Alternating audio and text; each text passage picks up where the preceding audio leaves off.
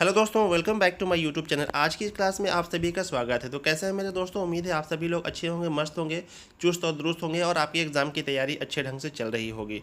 तो दोस्तों, आज के इस वीडियो में हम लोग समरी लिखने के लिए सीखेंगे चैप्टर नंबर 7, जिसका नाम है अ चाइल्ड इज बोर्न, जो कि जर्मन ग्रीयर के द्वारा लिखी गई है। तो इस चैप्टर का समरी लिखने के लिए आज हम लोग बिल्कुल आसान और बिल्कुल सरल शब्दों में लिखने के लिए सीखेंगे। और मैं उम्मीद करता हूं कि आज का ये वीडियो पूरा देखने के बाद आप बहुत अच्छे तरीके से इस चैप्टर की समरी अगर एग्जाम में लिखने के लिए आता है तो आप लोग लिख पाएंगे। तो आप लोग मेरे साथ इस वीडियो में बने रहिए। हार्डली आपका मैं 8 से 10 मिनट लूँगा और मैं आपको बिल्कुल आसान भाषा में और सरल शब्दों में इस चैप्टर का समरी लिखने के लिए सिखाऊंगा। तो दोस्तों, जैसा कि आप लोग जानते हैं कि हम लोग बिहार बोर्ड के क्लास 12 इंग्लिश सब्जेक्ट की तैयारी कर रहे हैं। तो इस कड़ी में आज का ये हमारा वीडियो है चैप्टर नंबर 7, जिसका नाम है अ चाइल्ड इज बोर्न। इसकी समरी लिखने के लिए हम लोग आज सीख रहे हैं। तो मैं आपसे रिक्वेस्ट करूंगा कि आप लोग इस वीडियो को पूरा लास्ट तक देखिए, तो आपको समरी लिखने के लिए बहुत अच्छे तरीके से आ जाएगा। तो चलिए हम लोग वीडियो के ऊपर आते हैं और हम लोग कुछ इंपॉर्टेंट चीज़ें सीखते हैं कि कैसे हम लोग चैप्टर का समरी लिखेंगे। तो सबसे पहले मैं आपको लेखक के बारे में कुछ बातें बता देता हूँ। इस चैप्टर का नाम है अ चाइल्ड इज बोर्न। इसके राइटर का नाम है जर्मन ग्रीयर, जो कि एक ऑस्ट्रेलियन फेमस राइटर हैं। तो इनका जन्म हुआ था 29 जनवरी 1939 को। तो आप लोगों को जन्म का वर्ष याद कर लेना है। 1939 को ऑस्ट्रेलिया में इनका जन्म हुआ था। तो कुछ इस तरह के ऑब्जेक्टिव क्वेश्चंस भी पूछे जाते हैं, इसलिए इसके बारे में आपको यहाँ पे हिंट दे रहा हूँ। जैसे कि अ चाइल्ड इज बोर्न के राइटर कौन है, इनके लेखक कौन है, उनका जन्म कब हुआ था, कहाँ हुआ था, इस तरह के 2-3 क्वेश्चन आप लोग यहाँ पे याद कर लीजिएगा। ऑब्जेक्टिव क्वेश्चन के रूप में भी पूछे जाते हैं। और दूसरी और सबसे इंपॉर्टेंट बात मैं आपको बताता हूँ कि ये एक ऐसे है, तो इस तरह के क्वेश्चन भी ऑब्जेक्टिव के रूप में पूछ देता है कि ये ऐसे है कि स्टोरी है कि स्पीच है। तो आप लोग को याद करना है कि ये एक ऐसे है। तो चलिए अब हम लोग वीडियो के ऊपर आते हैं और इस चैप्टर का लाइन बाय लाइन समरी लिखने के लिए सीखते हैं। तो सबसे फर्स्ट लाइन में हम लोग लिखेंगे a child is born is an essay written by Germaine Greer. इस लाइन का मतलब ये हुआ कि अ चाइल्ड इज बोर्न एक निबंध है जो कि ऑस्ट्रेलियन राइटर जर्मन ग्रीयर के द्वारा लिखा गया है। In this essay she has focus, तो इस एसे में जो हमारे राइटर है उन्होंने फोकस किया है on the social and cultural aspects regarding parent child and child family relationship.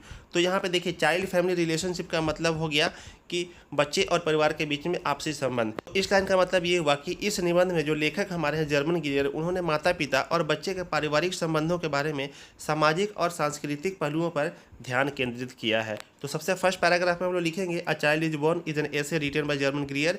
In this essay she has focused on the social and cultural aspects regarding parent child and child family relationship. यानी कि ये एक निबंध है जो कि German ग्रीयर के द्वारा लिखा गया है। चाइल्ड इज बोर्न एक निबंध है जो कि जर्मन ग्रीयर के द्वारा लिखा गया है। इस निबंध में उन्होंने माता पिता और बच्चे के पारिवारिक संबंधों के बारे में सामाजिक और सांस्कृतिक पहलुओं पर ध्यान केंद्रित किया है। तो क्लास 12 चैप्टर नंबर 7 के इस समरी के वीडियो में आगे हम लोग लिखेंगे She says that the celebration at the time of child's birth is mainly seen in a traditional society। तो लेखिका यहाँ पे कहती हैं कि बच्चे के जन्म के समय जो उत्सव होता है, जो सेलिब्रेशन होता है, वह मुख्य रूप से पारंपरिक समाजों में देखा जाता है। And the birth is often attended there, और जन्म अक्सर वहीं होता है। When a girl is pregnant for the first time, she goes to her mother's house। तो पारंपरिक समाजों में क्या होता है कि जो बच्चे के जन्म का उत्सव होता है वो मुख्य रूप से पारंपरिक समाजों में ही देखा जाता है और अक्सर जन्म वहीं होता है। और इस लाइन का मतलब ये हुआ कि जब कोई लड़की पहली बार प्रेग्नेंट होती है तो वह अपने मम्मी के घर जाती है। She goes to her mother's house का मतलब हुआ कि वह अपने मम्मी के घर जाती है। She receives love from all the members of the family and all the activities are like a celebration there. तो वहाँ पे अपनी मम्मी के घर जाने के बाद क्या होता है कि वहाँ पे वो बहुत सारा प्यार और बहुत सारे देखभाल अपनी फैमिली मेम्बर्स, परिवार के लोगों के द्वारा उसको मिलता है। And all the activities are like a celebration there, और वहाँ पे जो भी एक्टिविटी, जो भी गतिविधि होती है वो सभी वहाँ पर एक सेलिब्रेशन की तरह होता है, एक उत्सव की तरह होता है। तो इस पैराग्राफ में राइटर ये कहते हैं कि बच्चे के जन्म के समय उत्सव मुख्य रूप से पारंपरिक समाजों में देखा जाता है। ट्रेडिशनल सोसाइटीज का मतलब हो गया कि पारंपरिक समाजों में देखा जाता है। और जब कोई लड़की पहली बार गर्भवती यानी कि प्रेग्नेंट होती है तो वह अपने माँ के घर जाती है और वहाँ पर उसे सभी तरह के प्यार और सभी तरह का केयर और देखभाल मिलता है।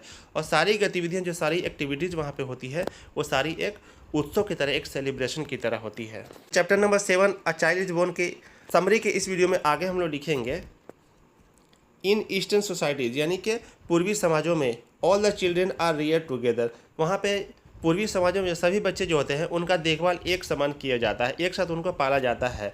Mother and child both are treated with equal respect. वहाँ पे मम्मी और बच्चों को सभी को एक समान सम्मान दिया जाता है, सभी को एक तरह से बराबर बराबर ट्रीट किया जाता है। But in technocrat society, technocrat societies का मतलब हो गया modern society, such a warmness is not seen. तो इस तरह के गर्माहट, इस तरह के गर्मजोशी नहीं देखी जाती है जो ट्रेडिशनल सोसाइटीज़ में होती है। जैसे कि इंडिया, बांग्लादेश के देशों में जो एक बच्चे के जन्म समय एक उत्सव की तरह माहौल होता है, तो वो चीज़ यहाँ पे ईस्टर्न सोसाइटीज़ में यानी कि मॉडर्न सोसाइटीज़ में नहीं देखी जाती है।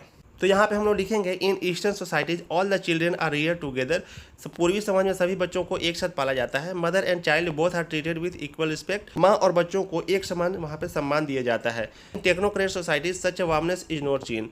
और मॉडर्न सोसाइटी में इस तरह की गर्मजोशी, इस तरह की गर्माहट को नहीं देखी जाती है।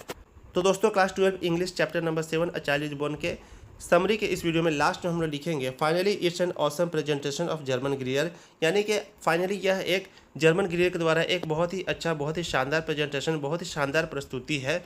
Where he has beautifully expressed, जहाँ पे उन्होंने बहुत ही खूबसूरती के साथ एक्सप्रेस किया है the cultural peculiarities of the east and the west, जहाँ पे उन्होंने पूर्व और पश्चिम की सांस्कृतिक विशेषताओं का बहुत ही खूबसूरती से बखान किया है, बहुत ही खूबसूरती से इसको व्यक्त किया है। तो लास्ट में हम लोग लिखेंगे, 2 लाइन हम लोग को लिखना है, finally it's an awesome presentation of Germaine Greer where he has beautifully expressed the cultural peculiarities of the east and west, यानी कि अंततः फाइनली यह एक जर्मन ग्रियर की एक खूबसूरत प्रस्तुति है जहां पर उन्होंने पूर्व और पश्चिम की सांस्कृतिक विशेषताओं का बहुत ही खूबसूरती के साथ बखान किया, बहुत ही खूबसूरती से इसको व्यक्त किया गया है। तो हम लोग चाइल्ड इज बोर्न के समरी में इतना ही लिखेंगे।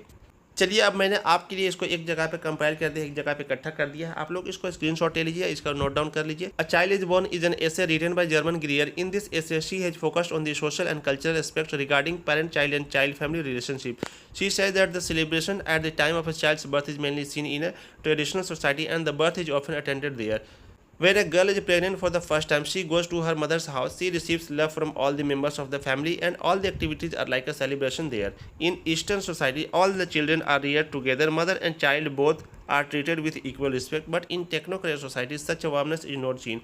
Finally, it's an awesome presentation of German Grier, where he has beautifully expressed the cultural peculiarities of East and West. इसको अगर हम लोग हिंदी में ट्रांसलेट करेंगे तो इस तरह से हो जाएगा कि a child is born Germaine Greer के द्वारा लिखा गया एक निबंध है। इस निबंध में उन्होंने माता पिता और बच्चे के पारिवारिक संबंधों के बारे में सामाजिक और सांस्कृतिक पहलुओं पर ध्यान केंद्रित किया है। वह कहते हैं कि बच्चे के जन्म के समय उत्सव मुख्य रूप से पारंपरिक समाजों में ही देखा जाता है और जन्म अक्सर वहीं होता है। जब कोई लड़की पहली बार गर्भवती होती है तो वह अपनी माँ के घर जाती है, जहाँ पे उसे परिवार के सभी सदस्यों से प्यार मिलते हैं और सभी गतिविधियाँ वहाँ एक उत्सव की तरह होती हैं, एक सेलिब्रेशन की तरह होती हैं।